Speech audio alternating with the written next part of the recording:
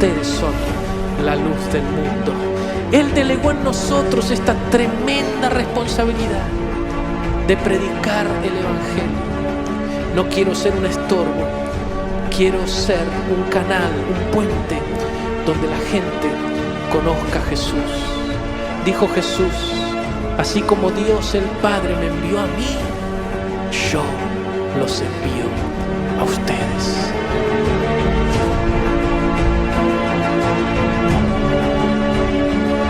Ustedes son la luz del mundo.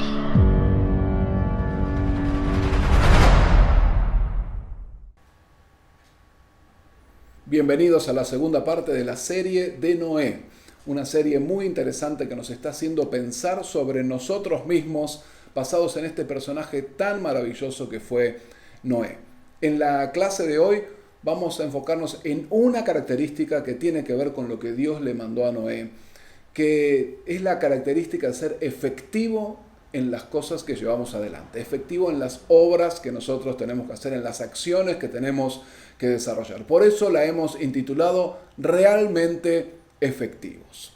Vamos a leer la palabra de Dios en aquel mandato que Dios le dio a Noé, que dice de la siguiente manera: Constrúyete un arca de madera resinosa, hazle compartimentos y cúbrela con brea por dentro y por fuera. Dale las siguientes medidas: 140 metros de largo, 23 de ancho y 14 de alto. Génesis capítulo 6, versos 14 y 15. Y el verso 16 dice así: Hazla de 3 pisos, con una abertura a medio metro del techo y con una puerta en uno de sus costados. Haz que entre en el arca una pareja de todos los seres vivientes, es decir, un macho y una hembra de cada especie. Y vamos al versículo 22. Recoge además toda clase de alimento y almacénalo para que a ti y a ellos les sirva de comida. Y Noé hizo todo según lo que Dios le había mandado. Un mandato, una instrucción que le dio Dios a Noé, pero gigante, ¿no? De hacer ese barco de 140 metros de largo, de 3 pisos de alto y cada piso de 5 metros. Una obra de ingeniería en madera que nunca se había hecho. No solo había que hacer ese habitáculo gigante, sino que tenía que flotar, estructuralmente estable y aparte impermeable. Increíble, ¿no? Tenía que tener una puerta como para poder acceder. Había que llenarlo de animales de todas las especies. Otro trabajo increíble que había que realizar. Y aparte, comida para que todos puedan sobrevivir. Una obra pero gigantesca, tremenda, que Dios le había dado a Noé. Y Dios le hizo este mandato, ¿no? Le dijo este mandato con todas estas complejidades inmensas que el Señor le estaba exigiendo, que el Señor le estaba mostrando a Noé. Y a mí me gustaría pensar, si Noé, cuando recibió todas estas instrucciones, le habrá importado el para qué. Le habrá importado cuál era el objetivo de este arca. Y vamos a pensar nosotros, ¿cuál fue el objetivo del arca? ¿Para qué se construyó el arca? ¿O el arca era el gran objetivo que Dios quería? El objetivo no era el arca. El objetivo no eran los animales, sino que el gran objetivo, el gran para qué, el gran propósito era la salvación. Dios quería salvar, Dios quería preservar la vida del diluvio. Y por eso mandó a hacer el arca, por eso mandó a buscar los animales, por eso a juntar la comida en esta tarea tan grande que Dios le dio a Noé. Así que Noé sabía para qué. Sabía para qué. Y entonces acá me voy a la segunda pregunta. La segunda pregunta que nos hace pensar. Saber el objetivo puede cambiar nuestra forma de accionar. Cuando yo sé para dónde voy, entonces lo que hago seguramente lo voy a hacer en forma distinta. Y en el caso de Noé, ¿cómo el saber el objetivo, el saber que el objetivo era la salvación, la preservación de la vida, cómo ese objetivo, ese propósito habrá influido en lo que él hacía Habrá influido en la tala de árboles, en la construcción del arca, en la impermeabilización, en la búsqueda de animales. ¿Cómo el conocer el propósito que era la salvación habrá influido en Noé para que su tarea fuera de una o de otra manera? Yo creo que esto habrá influido bastante. Porque cuando uno sabe el para qué, por ejemplo, me dicen ponele brea a esa madera. Si yo no sé para qué es, le pongo brea y sí, ya tiene brea. Ahora, si yo sé que esa madera tiene que flotar, por lo tanto tiene que ser impermeable, le voy a poner brea hasta que la madera sea impermeable. Y Noé sabía que la madera tenía que ser impermeable para que eso pueda flotar y así preservar la vida y cumplir con el gran objetivo que era salvar la vida. Por lo tanto, conocer el objetivo hizo que Noé sea mucho más específico en las tareas que llevaba adelante, mucho más intencional, mucho más puntilloso para que todo funcione a la perfección. Así lo hizo Noé. Y entonces el saber el objetivo, el saber hacia dónde iba, hizo que haga las tareas mucho mejor.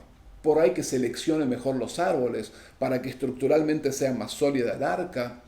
Y entonces seleccionó los árboles más derechos, más impermeables, más grandes. Cada cosa la fue haciendo para que todo funcione bien. Y aquí nosotros deberíamos hacer lo mismo. Según el objetivo, nosotros debemos hacer mucho mejor o mucho más ajustadas las acciones para cumplir ese objetivo. Y los cristianos tenemos un objetivo. Los cristianos, Dios nos ha dado un objetivo bien claro, nos ha dado un mandato. Y aparte de ese mandato, un propósito. El mandato nos dice qué es lo que tenemos que hacer, pero también nos dice para qué lo tenemos que hacer. Y vamos a ir a las palabras del Señor Jesús en Mateo capítulo 28 y verso 19 que dice así: por lo tanto, vayan y hagan discípulos de todas las naciones. Vayan y hagan discípulos de todas las naciones. El gran mandato, así como Noé tuvo un mandato que le vino del cielo y que él realizó para salvación, nosotros tenemos un mandato que viene del cielo y que tenemos que realizar para salvación. Hacer de todas las personas seguidores o discípulos de Cristo. Ese es el gran mandato. También nos mandó a hacer un montón de cosas. Predicar, sanar a los enfermos, liberar a los oprimidos, ayudar al otro, amando al prójimo y dándole un vaso de agua al que lo necesite, enseñar toda la verdad de Jesús. Todos esos son mandatos del Señor. Y a mí me gustaría pensar durante esta lección, ¿cuáles de estos mandatos son el propósito de Dios? ¿Y cuáles de esos mandatos ayudan a cumplir el propósito de Dios? Vamos a hacer como una listita de aquellas cosas que Dios nos mandó. Por ejemplo, predicar, ayudar socialmente, social y económicamente, denunciar el pecado, ¿no? Indicar qué cosas están mal, enseñar los principios de la Biblia, orar de tal manera que se produzcan sanidades y milagros, hacer seguidores de Cristo. Y en todas estas acciones que nosotros vemos, son todas acciones muy interesantes y todas acciones cristianas y loables que tenemos que llevar adelante. Bueno, ¿cuáles de esas tenemos que tomarlas como fundamental? ¿Cuál de esas tenemos que tomarla como el gran propósito al cual apuntamos, al cual todo tiene que apuntar? Y de todas esas que mencionamos, hay una que es el gran objetivo. Hay una que es el gran propósito que Dios tiene para nosotros. Entonces, fíjense, de toda esta listita, hay una que es el gran propósito, que es hacer seguidores de Cristo. Eso es a lo que todo apunta, que podamos construir de las personas seguidores de Cristo, que nazcan de nuevo y que crezcan. Son los dos grandes objetivos que tenemos como iglesia. Ahora, es importante que nosotros diferenciemos objetivo de medios, objetivos de tareas para poder llegar al objetivo. ¿Por qué? Porque si no corremos un gran peligro, que a mí me encanta esta frase, fíjense porque lo pone de la siguiente manera. Si confundimos objetivo con medios, podemos enamorarnos de los medios y perder el objetivo. Si confundimos el objetivo con los medios, podemos enamorarnos de los medios y así perder el objetivo. ¿Y cómo sería esto? Por ejemplo, me enamoro de un medio para cumplir el objetivo. El objetivo es hacer seguidores de Cristo. Un medio es predicar desde el púlpito. Si mi objetivo es predicar desde el púlpito, entonces yo solamente con predicar voy a estar contento, sin importarme si estoy produciendo seguidores de Cristo. Y entonces no voy a hacer ningún cambio porque yo me enamoré de la predicación o de la enseñanza. O me enamoré de hacer campañas y hago campañas, pero perdí el objetivo que es que de esas campañas vengan seguidores de Cristo. Cuando evalúo digo, estaba linda las luces, estaba linda la música. No. Se mide con los seguidores nuevos de Cristo y cómo los seguidores van creciendo, ¿no? Lo mismo con la obra social o con la composición de canciones. Yo me puedo enamorar de una acción, pero lo que me tengo que meter en la cabeza y de lo que realmente me tengo que enamorar es del objetivo, que es hacer seguidores de Cristo. Entonces, decimos, el objetivo es lo que se quiere conseguir, es el propósito. Los medios son las acciones para conseguir ese propósito. Por eso no tengo que confundirme. Los medios pueden cambiar. Es más, los medios tienen que cambiar. ¿Para qué? Para poder lograr lo que Dios quiere. Para poder llegar al objetivo. Para poder realmente concluir con aquello que Dios quiere que nosotros hagamos. Que es tener más seguidores de Cristo y tener mejores seguidores de Cristo. Esa es nuestra gran tarea que nosotros tenemos que llevar adelante. Si nos enamoramos de nuestra liturgia, de nuestra forma de hacer los cultos, bueno, vamos a sufrir mucho porque o adaptamos nuestros cultos para que pueda haber más seguidores de Cristo, o preservamos nuestro formatito de siempre y eso va a hacer que quede fuera de vigencia y culturalmente inaceptable y haga que la gente no pueda conocer al Señor. Por ejemplo, este es uno de los resultados. Por lo tanto, no confundamos medios con objetivo. El objetivo es una cosa y los medios se van alineando para poder cumplir el objetivo. Noé lo había entendido bien. Noé había entendido bien cuál era el objetivo de Dios. El objetivo de Noé, que era el objetivo de Dios, era traer salvación ante este diluvio que se avecinaba. Y el medio para llevar adelante esta gran salvación fue el arca. Entonces, ¿cómo influyó el objetivo en el medio? Que Noé hizo el arca lo mejor posible. Tanto es así que el arca flotó un año, ¿no? Y hubo alimento suficiente para un año. ¿No? Fue tremendo, ¿no? Lo que logró Noé para poder cumplir con esto de la salvación. ¿Por qué? Porque hizo la obra de tal manera que produzca resultados. A vos y a mí nos tienen que importar los resultados de lo que hacemos. Hacemos las cosas para algo, para poder obtener resultados para Cristo. Entonces, cuando nosotros hacemos de esa manera, lo vamos a hacer de corazón, lo vamos a hacer en forma excepcional y lo vamos a hacer de tal manera que realmente haya personas que puedan salir edificadas, o nacidas de nuevo o crecidas en el Señor. Eso es lo que tiene que sembrarse en nuestro corazón. Ahora, ¿cómo hacemos? ¿De qué manera podemos nosotros hacer que nuestras obras sean realmente efectivas?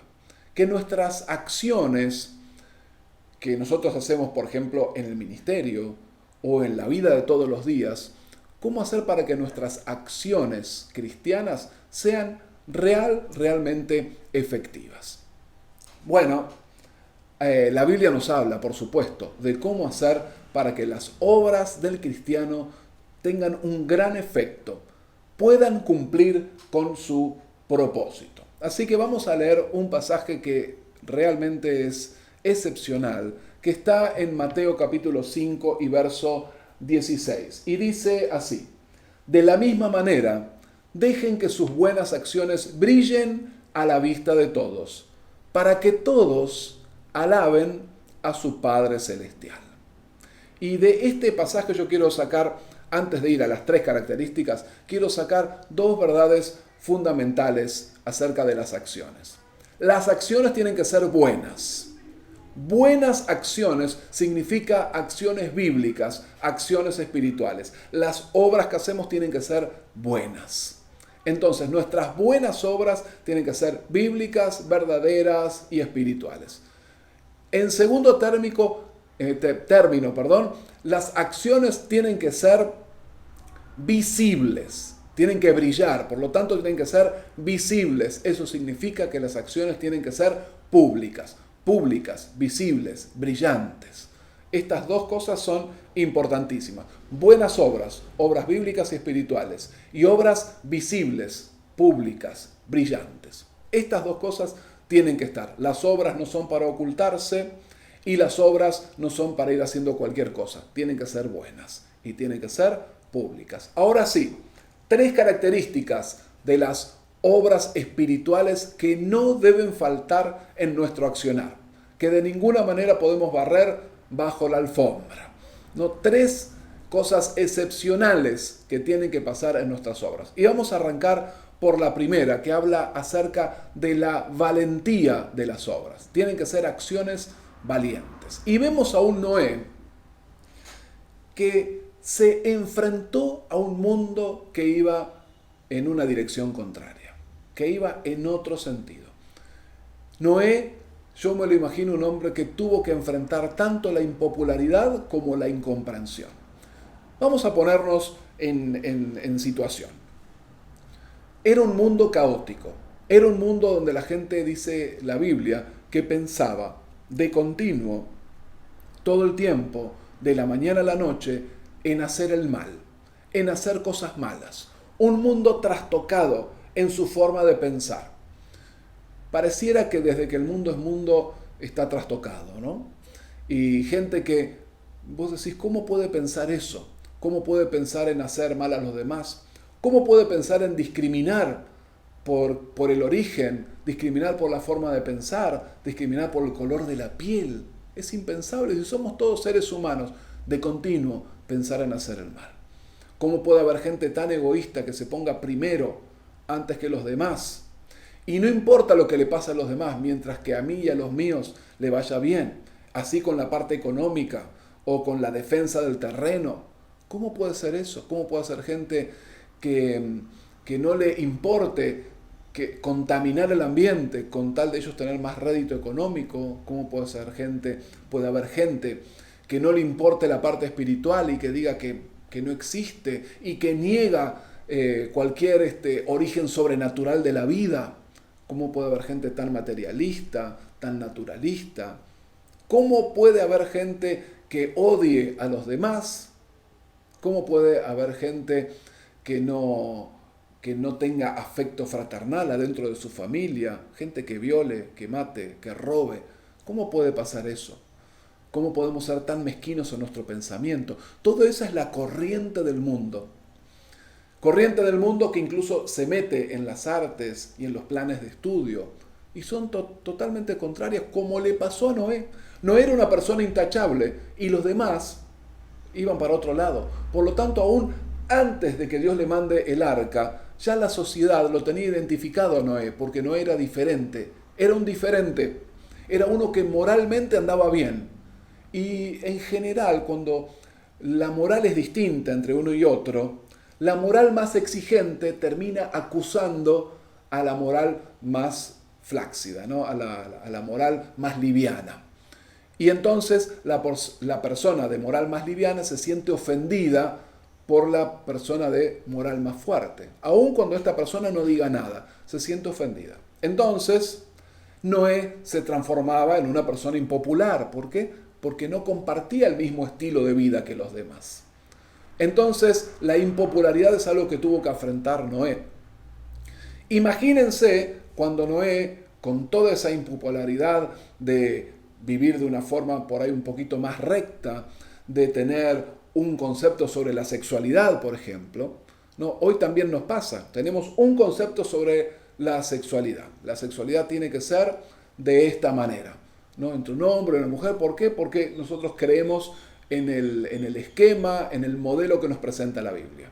Ahora, otros tienen otro concepto de la sexualidad, entre comillas, más libre o de otra manera, ¿Qué pasa con aquellos que creen en la sexualidad como dice la Biblia?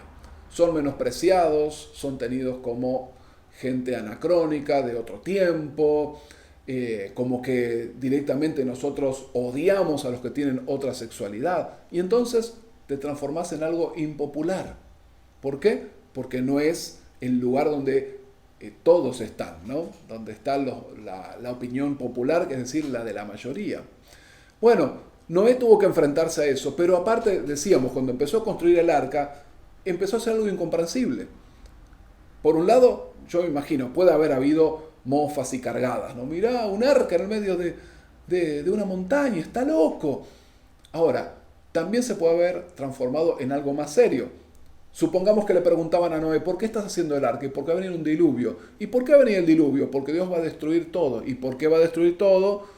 Porque Dios vio que todos son malos. Ah, yo soy malo entonces. Entonces pasás de la burla, ¿no?, al odio. Así que Noé estaba en un lugar, en un momento, en un accionar muy delicado. Pero eso no hizo que él se detenga. No hizo que él se detenga. Noé fue valiente. Fue valiente y enfrentó la impopularidad y enfrentó la incomprensión. Ahora, vamos a hacernos la pregunta a nosotros. ¿De qué manera la gente puede oponerse a nuestras acciones cristianas? Por ejemplo, predicar, la ayuda social, el alabar a Dios, el enseñar la Biblia, el enseñar la moral cristiana. ¿De qué manera la gente puede oponerse a nosotros? Bueno, puede discriminarnos, es decir, hacernos a un lado, no convocarnos, no incluirnos en determinados círculos. Eso puede pasar en cualquier etapa de nuestra vida. Pueden ser burladas nuestras opiniones y menospreciadas. Podemos ser silenciados, ¿no? Es decir, como no tener medios para expresarnos. Podemos ser agredidos, podemos ser excluidos, podemos ser prohibidos.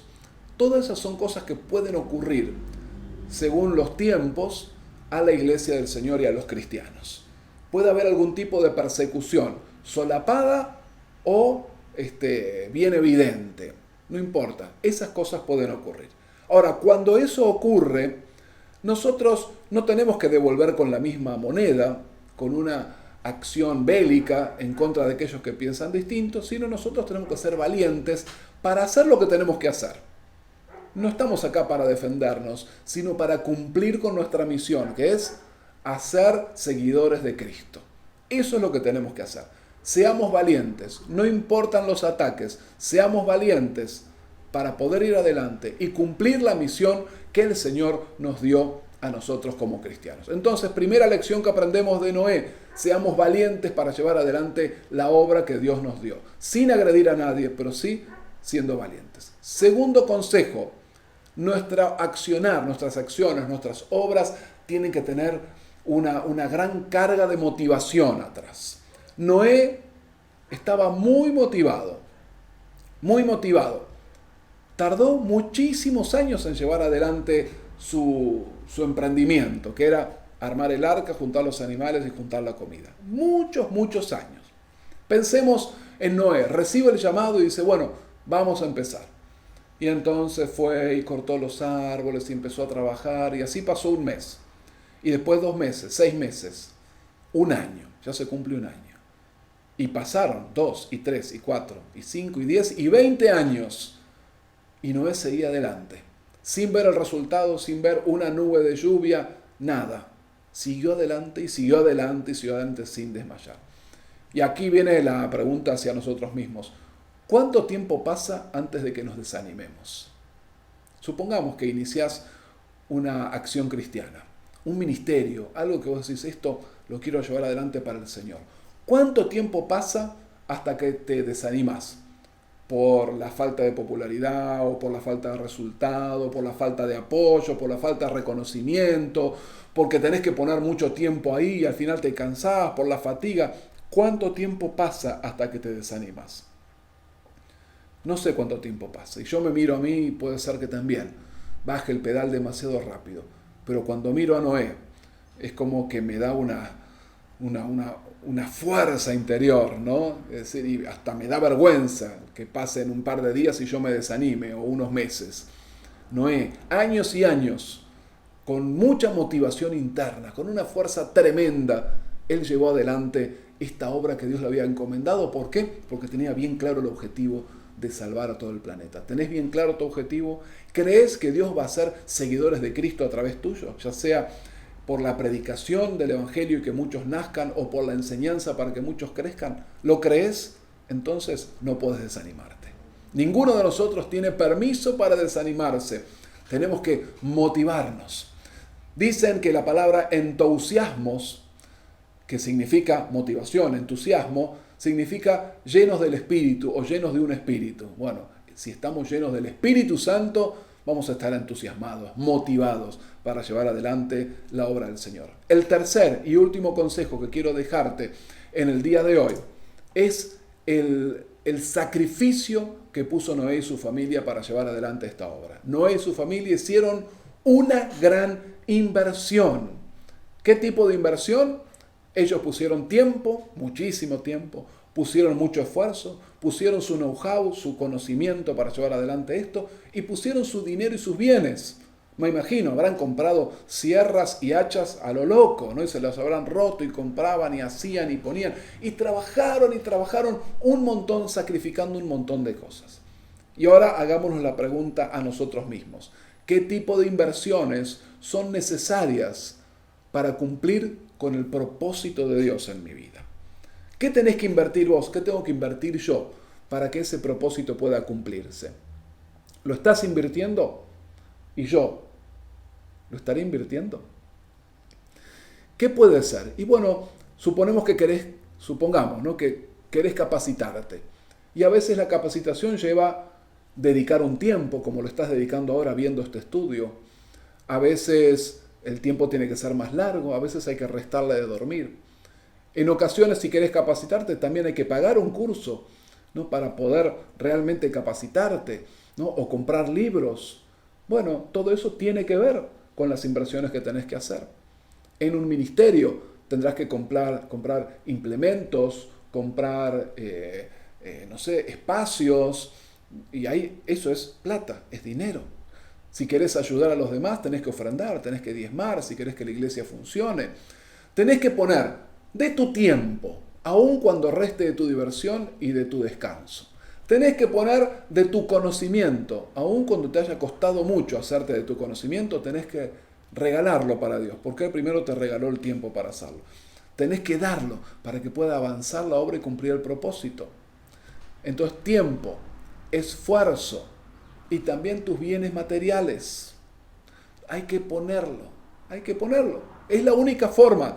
Para que una acción realmente vaya adelante tiene que haber sacrificio. Dijo el Señor Jesús, el que no deja padre, madre, amigo, amiga, esposo, el que no deja todo, el que no toma su cruz, el que no se niega a sí mismo y me sigue, no puede ser mi seguidor. ¿Por qué? Porque Él exige el sacrificio total. Nosotros tenemos que estar dispuestos a darlo todo. ¿Qué tipo de inversiones son necesarias para que puedas cumplir con el propósito de Dios? Por favor, no dejes de hacerla.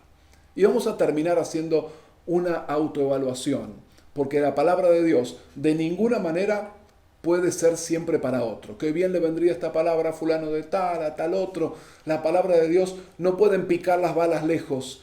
Cuando yo leo la palabra de Dios tengo que sentirme tocado, incluso a veces acusado. ¿Para qué? Para poder cambiar y crecer. Así que estas 3 preguntas que vamos a hacer ahora son para vos y son para mí, no son para otro. Y yo me voy a sentir muy feliz si estas preguntas nos hacen ciertas cosquillas. Si tocan alguna cosa, que digan, Señor, la verdad que sí, que todavía acá y allá tengo que hacer ajustes y los voy a hacer.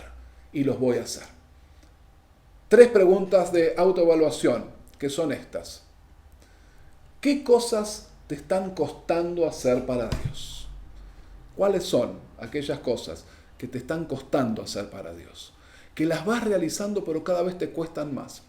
Te cuestan más porque tenés que relacionarte con hermanos que son difíciles. Y estoy trabajando en esta hora, pero la verdad que me cuesta y cada vez me cuesta más. O cada vez te cuesta más hacerte del tiempo para orar, para leer, para prepararte. O cada vez más tenés una especie de desánimo de salir y hacer lo que tenés que hacer. ¿Te están costando un poquito más? Bueno, porque esa es una señal de alarma. Si te estás costando, tenemos que trabajar de nuevo en las 3 características, ¿no? Volver a motivarse, volver a darlo todo, ¿no? Y ser valiente para poder enfrentar todas las vicisitudes. Puede ir más allá y la pregunta también puede ser la siguiente. ¿Qué obras están quedando sin hacer? ¿Hay cosas que directamente no estás haciendo? A veces nos pasa a los cristianos que posdatamos las cosas. Ahora se le dice, una palabra traída del inglés, procrastinar, es decir, pasar hacia adelante las cosas que deberíamos hacer hoy. Bueno, después ya lo voy a hacer, sé que Dios me está llamando y ya lo voy a hacer, pero no lo haces. Y se pasa para adelante y ni siquiera te estás preparando para hacerlo. Hay cosas que estás dejando porque creo que sería el tiempo para empezar a prepararte a hacerlas, ¿no? Tercero, ¿en qué áreas los enemigos están ganando la batalla? ¿En qué áreas, en qué ministerios, en qué obras, en qué áreas de tu vida los enemigos están avanzando? Y no quisiste ser impopular y bajaste la guardia. Y te relajaste en algunas cosas y dejaste de hacer otras. Y los enemigos están entrando, ¿no?, a nuestra vida. Y entonces hacemos lo que no tenemos que hacer, hacemos en vez de acciones buenas, acciones malas, en vez de buenos pensamientos, malos pensamientos, y entran los vicios, ¿no?, y entran las cosas que no tenemos que hacer, y los malos pensamientos y las broncas. Ahí está ganando el enemigo.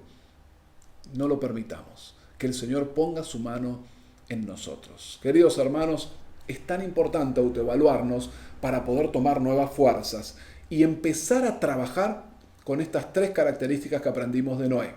La valentía, la motivación y el sacrificio. Valentía, motivación y sacrificio, y nada nos va a parar. ¿Tenés claro cuál es el objetivo? Sí, seguidores de Cristo, discípulos de Jesús. Quiero trabajar en eso. Todas las acciones que hagas, hacelas con estas características de valentía, sacrificio y motivación, y vas a ver grandes resultados en esta gran misión que el Señor nos ha dado.